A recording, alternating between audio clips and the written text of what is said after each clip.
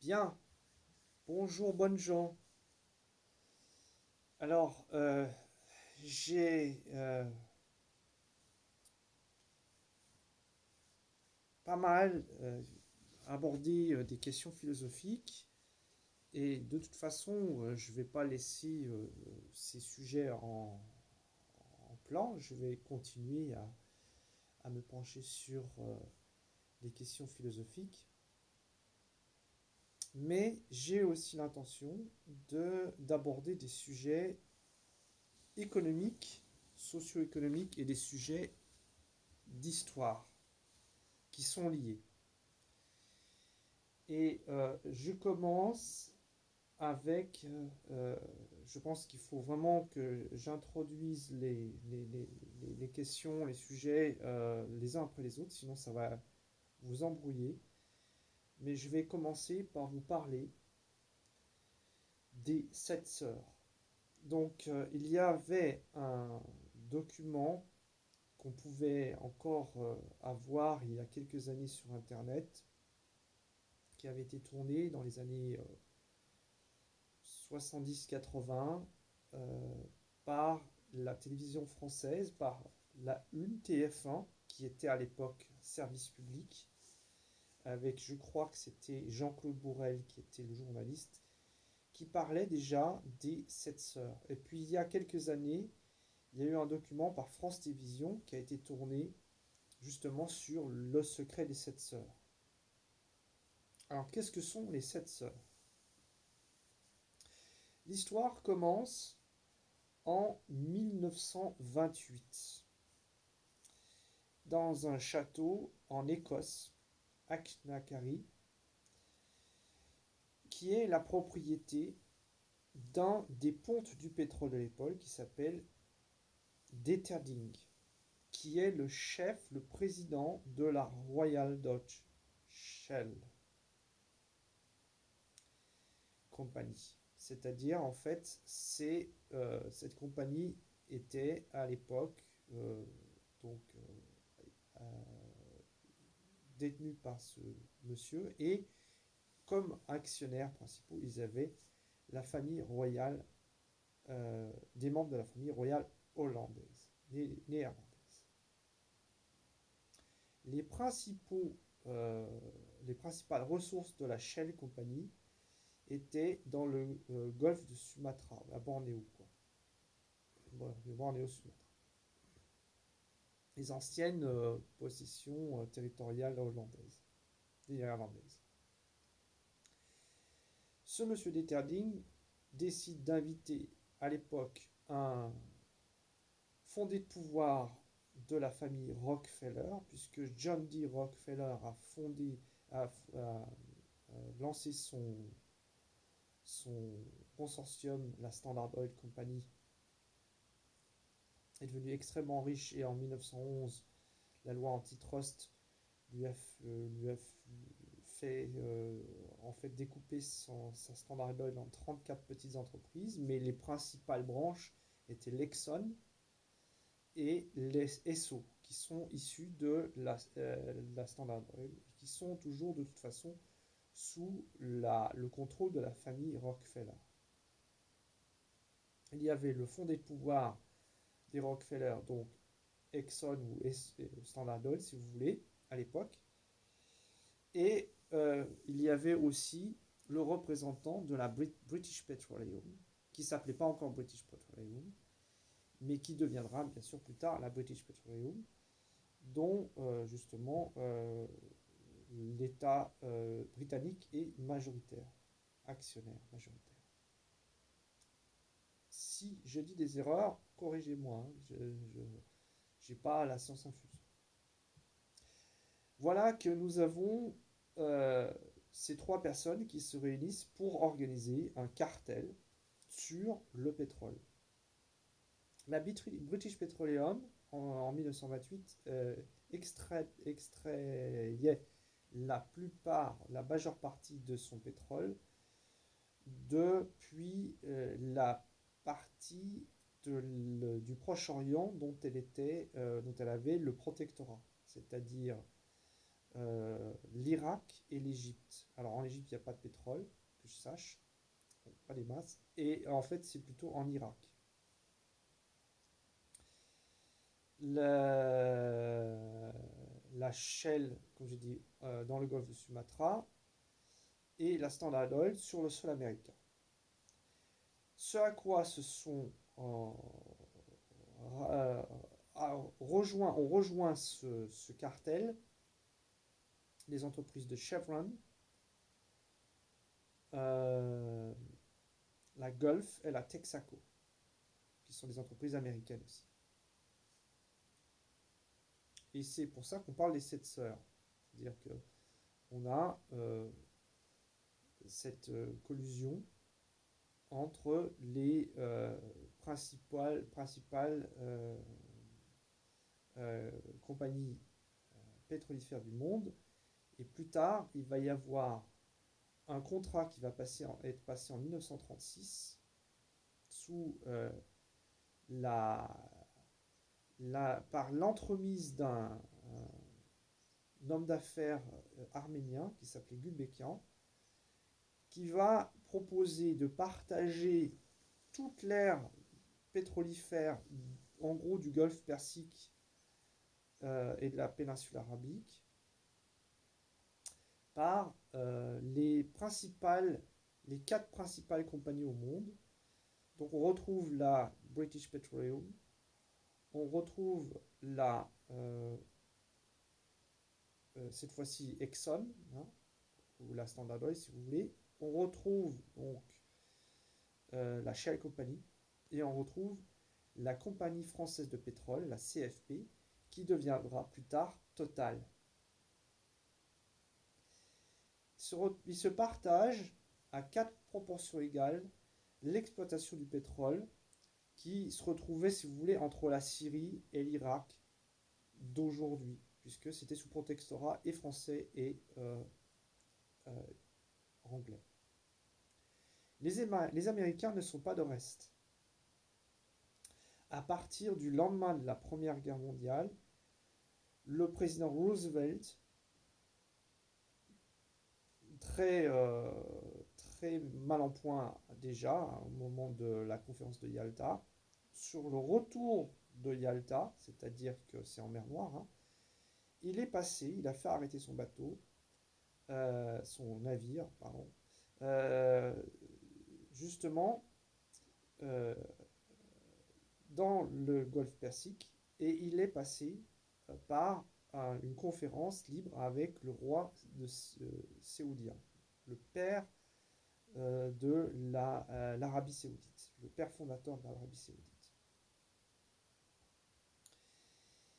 Et le roi Saoud garantit l'accès aux États-Unis à l'extraction des champs pétrolifères en échange de quoi il demande une protection et bien entendu monnaie sonnante et trébuchante. Enfin, ça va se concrétiser en lingots d'or et pas des moindres.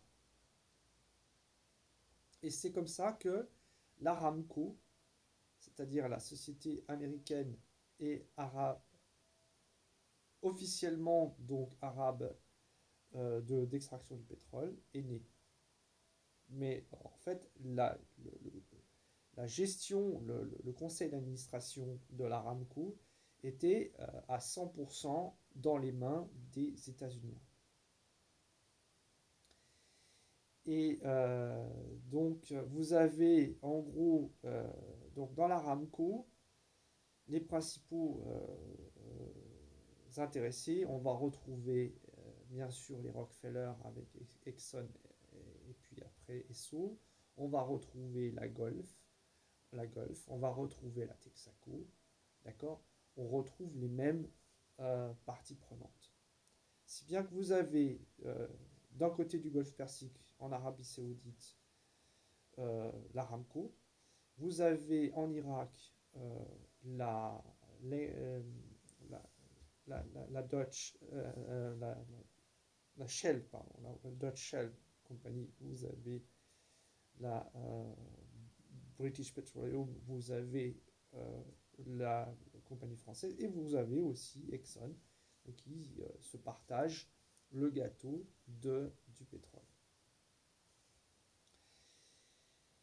Et en fait, si vous voulez comprendre euh, notamment un aspect important des conflits euh, au XXe siècle dans le monde, eh bien, il est absolument impératif de comprendre la dimension énergétique et économique de ces conflits.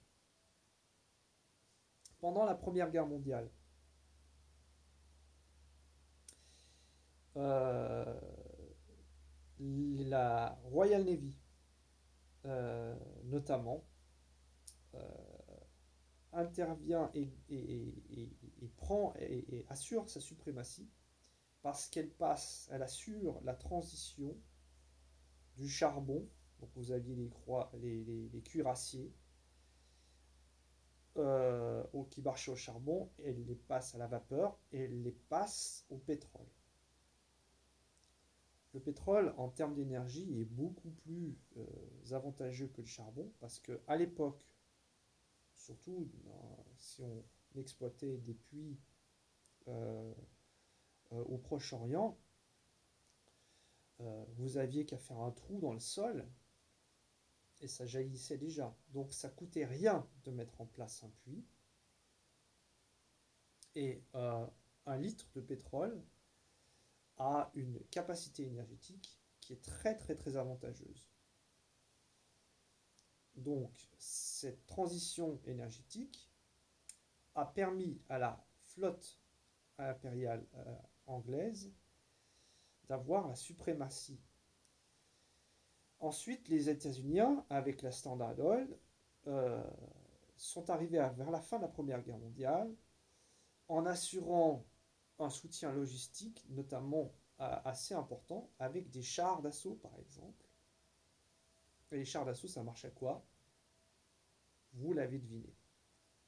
Donc, si la Première Guerre mondiale a été gagnée par la triple entente, donc par la Russie s'est désistée en 17, mais donc en gros, c'est surtout le camp occidental, c'est-à-dire la France, le Royaume-Uni et les États-Unis qui arrivent vers la fin du conflit, c'est aussi grâce aux avancées technologiques et énergétiques du pétrole.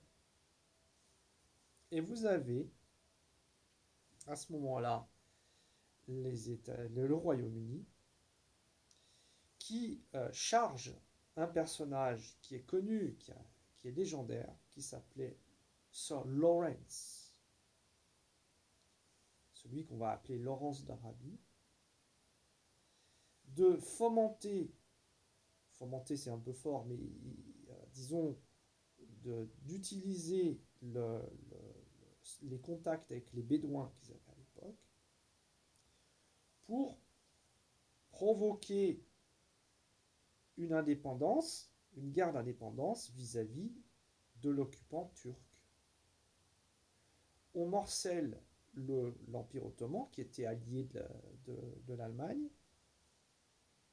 à la suite de quoi, en 1919, est signé l'accord Sykes-Picot, qui départage le Proche-Orient en une partie sous protectorat français, c'est le cas de la Syrie et du Liban, et une partie sous protectorat anglais, c'est le cas de la Palestine, de l'Égypte et de l'Irak. Mais les Anglais savaient dès le départ qu'en Irak notamment, il y avait des puits de pétrole. Et ça les intéressait en premier lieu. Ensuite, donc entre les deux guerres, vous avez d'abord ce cartel qui est signé au château de Aknakari. Ensuite, les 7 sœurs qui se forment comme cartel. Ensuite, vous avez en 1936 cet accord qui se départage en gros des champs d'exploitation entre la Syrie et l'Irak et le Golfe Persique, et notamment le pétrole perse. C'était pas encore l'Iran à l'époque. Avec déjà à l'époque un Shah. Vous savez que Shah, c'est la traduction de tsar, de César en fait. C'est donc, si vous voulez, un empereur perse qui s'appelait Reza Pahlavi. Et bien entendu, les choses vont bouger après-guerre. Mais déjà pendant la Seconde Guerre mondiale, la question du pétrole est primordiale. Autant pour les forces de l'Axe que pour les forces alliées. Si les Américains mettent en place de la logistique, des chars, des avions de chasse, etc., de la marine, des porte-avions, comment ça fonctionne tout ça? D'accord. La marine britannique, de même. Mais la marine impériale allemande, la marine du Reich, pareil. Et si euh, Adolf Hitler a décidé d'envahir en 1941 la Russie, le plan Barbarossa, bien entendu, c'était pour foutre la rouste à ses cocos, puisque le nazisme était radicalement anticommuniste, antisocialiste, anticommuniste.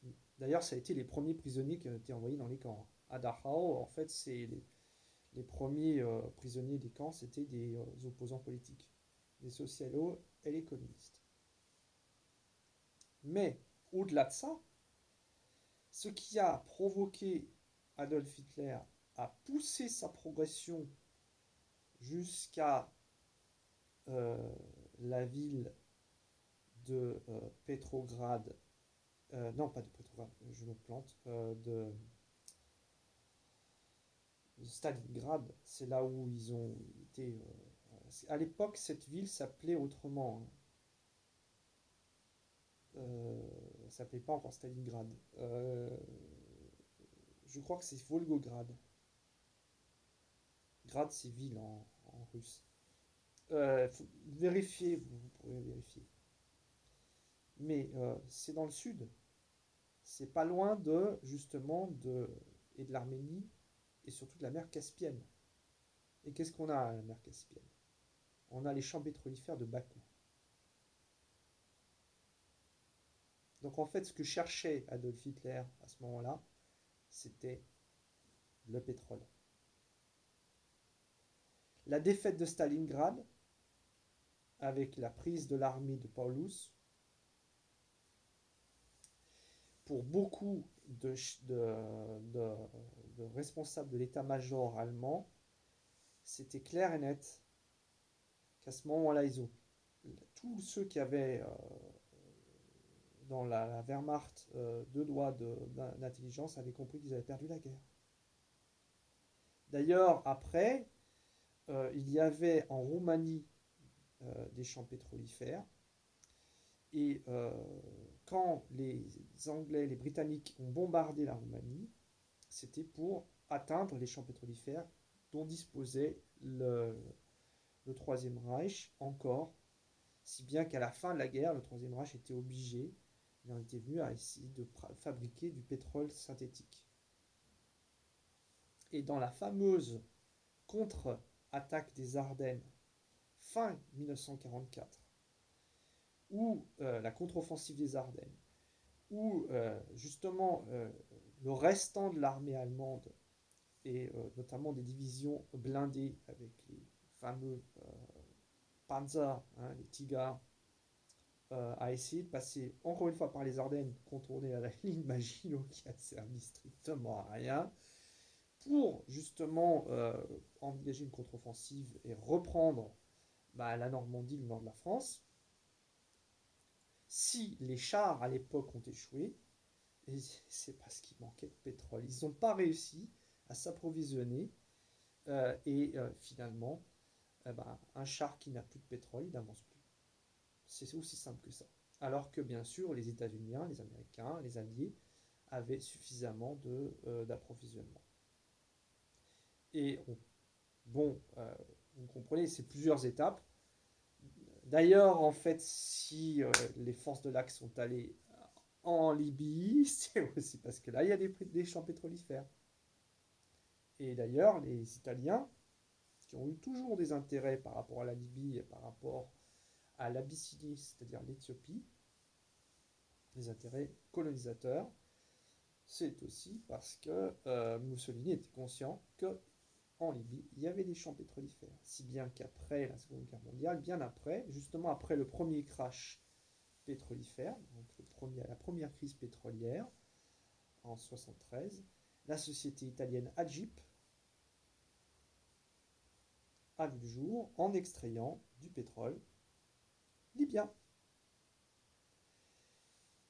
Justement, donc, 1973, c'est une tentative d'autonomisation des pays exportateurs de pétrole, donc essentiellement les pays du Golfe Persique et de la péninsule arabique, mais aussi par exemple le Venezuela, pour, disons, reprendre un contrôle, notamment dans les conseils d'administration, et surtout pour peser et pour redistribuer les dividendes, sachant que les sept sœurs en question, les grandes compagnies pétrolifères, faisaient des profits immenses. Si bien qu'en fait, ils ont menacé de fermer la vanne, ils ne l'ont jamais vraiment fermé d'ailleurs. Il n'y a jamais eu de rupture de stock pendant ce premier choc pétrolier. C'est les, les, le stock le plus important au monde, il est à Rotterdam. Et en fait, les réserves de pétrole étaient suffisantes pour assurer l'approvisionnement pendant cette crise. Mais le simple fait de menacer de fermer la vanne a fait monter les prix en flèche et c'est ce qui a incité les pays occidentaux, c'est-à-dire donc, entre l'Europe, les pays industrialisés, entre l'Europe et les États-Unis, à céder une certaine marge de manœuvre, et si bien que, par exemple, à partir de là, l'Aramco, dans le conseil d'administration, on va, les Séoudiens vont prendre de plus en plus de postes de responsabilité et s'autonomiser par rapport à Exxon, Esso, etc.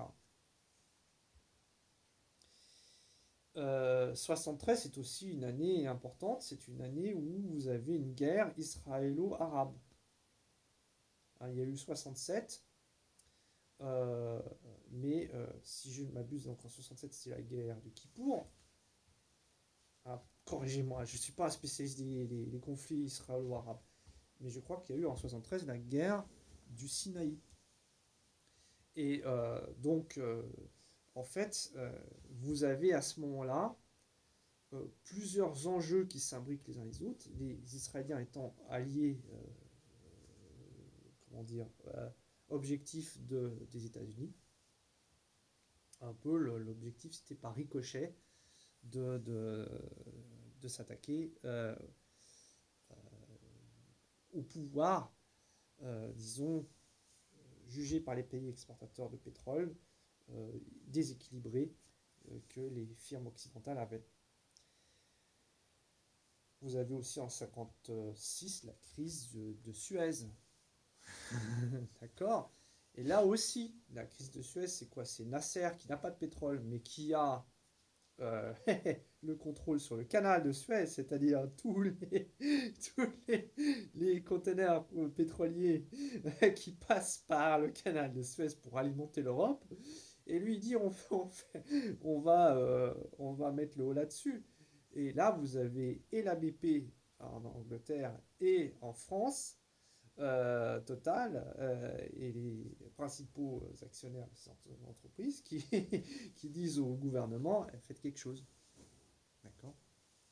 Donc, vous voyez, comme quoi le pétrole n'est pas à la source de tous les conflits dans le monde, mais disons qu'il joue un rôle, je dirais même prépondérant dans la plupart des conflits. Il est inutile de vous rappeler que depuis 79, la prise du pouvoir, donc on a chassé le Shah d'Iran qui était sous la, la marionnette de la CIA et la marionnette des États-Unis. Vous savez que ce qui s'est passé, c'est qu'en 1953, Mossadegh élu démocratiquement en Iran, avait dit bon, ben, on va nationaliser les puits de pétrole. Et là, tout de suite, pareil, même coup, la CIA est intervenue. C'est déclassifié maintenant. J'ai un livre de Tim Werner sur l'histoire de la CIA. Ces informations sont déclassifiées. À l'époque, la CIA était dirigée et venait d'être créée, pour ainsi dire, et était dirigée par Allen Dulles, dont le frère John Foster Dulles était un des principaux conseillers en bourse à Wall Street. Allen Dulles a conduit l'opération pour déstabiliser Mossadegh, le faire chuter, et ensuite mettre à la place de Mossadegh eh bien, le fils de Reza Pahlavi, c'est-à-dire le Shah d'Iran, qui, bien entendu, était de bonne grâce avec les États-Unis. Hein. Donc, on a jusqu'en 79 profité de ces liens d'amitié. Et puis en 79, vous connaissez l'histoire, l'ayatollah Khomeini a pris le pouvoir, on a fait chuter le Shah d'Iran, et à ce moment-là, eh bien, c'était perte sèche pour les États-Unis et pour le camp occidental. Suite à quoi, guerre entre l'Irak et l'Iran dans les années 80, avec Saddam Hussein, financé entre autres par le camp occidental, notamment par la France, armé par les Occidentaux, pour lutter contre les Iraniens. Le conflit s'étale sur 8 ans, je crois, et c'est une vraie boucherie. Au bout d'un moment, les pays exsangues sont obligés de faire la paix. Et Saddam Hussein se rend compte qu'il a été le jouet du camp occidental. Il se retourne contre le camp occidental. Saddam Hussein, c'était un membre du parti basse, du parti nationaliste. Et à ce moment-là, eh bien, vous avez un ricochet. Saddam Hussein commence à traiter le camp occidental, et dont les États-Unis, d'être le grand Satan, vous savez. Et là, tout d'un coup, Saddam Hussein devient le grand méchant de l'histoire. Et donc, qu'est-ce qu'on fait pour débouler un grand méchant? Parce que le grand méchant, lui, à ce moment-là, il menace de ne plus exporter son pétrole gentiment, bravement aux États-Unis comme il l'avait fait, mais de vendre son pétrole de préférence, par exemple, à des Français ou des Européens. Ça ne plaît pas trop. Et donc, à ce moment-là, il y a une petite machination qui est faite avec le Koweït, qui est le pays voisin de l'Irak, sachant que le Koweït, historiquement parlant, était un peu... Enfin, de toute façon, toutes ces frontières sont complètement, en Proche-Orient, sont complètement artificielles. Il suffit de regarder la carte pour voir qu'il y a des lignes droites qui sont tracées. Pourquoi? C'était l'accord Sykes-Picot, notamment au lendemain de la Première Guerre mondiale, c'est-à-dire qu'on a tracé des lignes droites dans le désert pour dire, voilà, ça, de ce côté-là, c'est l'Irak, de l'autre côté, c'est la Syrie. Vous voyez un petit peu la logique de la chose. Eh bien, le Koweït, c'était un peu pareil, c'était un pays qui avait été construit artificiellement. Et on a fait, par l'intermédiaire de jeux diplomatiques, comprendre à Saddam Hussein que, en fait, s'il avait les velléités pour envahir le Koweït, que les États-Unis, en gros, fermeraient les yeux.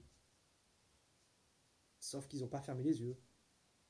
Et que, alors bien entendu, Saddam Hussein est tombé dans le panneau, et là, il est inexcusable, on est d'accord, mais ça a donné un prétexte formidable, et à cette époque-là, c'était Monsieur George Bush Senior, qui était aux commandes, aux manettes aux États-Unis, et on a dit, ben voilà, on va, puisqu'on a envahi le Koweït, on va faire la première, c'était ce qu'on appelle la première guerre du Golfe.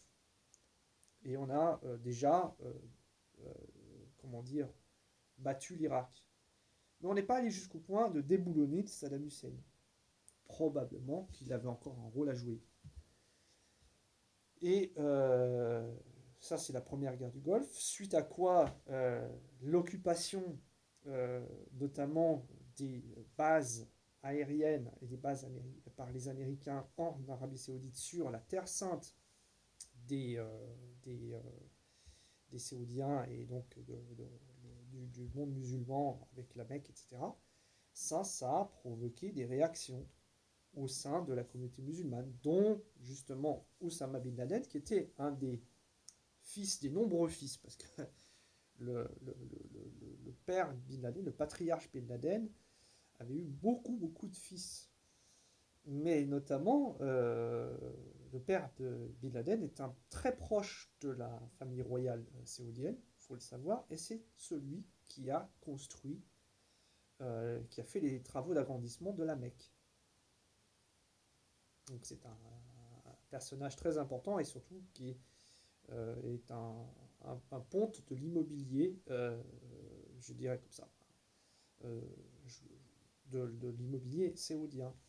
Et Bin Laden, Osama, euh, lui-même en contact avec des personnages proches de la famille saoudienne et justement le chef des services secrets saoudiens, se retourne contre les États-Unis, comprenant qu'en gros, il fait le jeu, et l'Arabie saoudite fait le jeu d'une espèce de pion dans l'échiquier mondial, notamment dirigé par les États-Unis, et rébellion, et donc il s'enfuit en Afghanistan, et c'est la création d'Al-Qaïda. Enfin, il ne s'enfuit pas en Afghanistan, il va au départ soutenir ce qu'on appelait les combattants, les Moudjahidines, qui étaient donc en train de se battre contre l'occupation des Soviétiques en Afghanistan. D'ailleurs, là derrière aussi, il y avait eu un plan de la part des États-Unis de, de soutenir ces Moudjahidines, quand bien même, bien entendu, ces gens-là étaient de toute façon pour leur indépendance par rapport aux Russes, mais quand même de soutenir les Moudjahidines pour justement déstabiliser l'Empire soviétique, ce qui n'a pas raté d'ailleurs, puisque à la fin de cette guerre d'indépendance, entre guillemets, en Afghanistan, qui a commencé en 79-80 et je crois qui a duré jusqu'en 88-89, eh bien l'Empire soviétique était exsangue. Alors c'est pas non plus la seule cause qui a causé la chute de l'Union soviétique, mais vous voyez que tout s'imbrique. Et une fois que l'Afghanistan a été libéré de l'occupant soviétique, eh bien Bin Laden s'est retourné contre ses alliés d'antan, puisqu'il a été contacté par des agents de la CIA, et il a commencé à proférer que le grand ennemi, le grand Satan, encore une fois, c'était les États-Unis.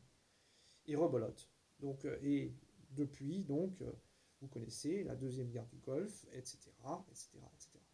Donc, je suis en train de dire que le pétrole n'est peut-être pas la cause de tous les conflits dans le monde depuis la Première Guerre mondiale, mais en tout cas, à chaque fois, systématiquement, si vous reprenez, Première Guerre du Golfe, Première Guerre mondiale, Deuxième Guerre mondiale, avec les tenants et les aboutissants, déstabilisation par exemple de régimes comme Mossadegh pour mettre en place une marionnette, etc. Justement, révolution islamique en réaction à cela, guerre du Golfe, première guerre du Golfe, deuxième guerre du Golfe, etc. Guerre en Afghanistan, beaucoup de conflits sont liés à la question du pétrole. Voilà. Et donc, je vais terminer là-dessus parce que ça fait déjà un bon moment que je parle. Mais vous voyez comme quoi, en fait, la question du pétrole est une question essentielle pour, non seulement pour les économies, mais aussi pour la façon dont les rapports géopolitiques se, se, se règlent dans le monde, et ça depuis déjà un bon nombre d'années. Alors, bon, digérez bien tout ça, et bonjour chez vous.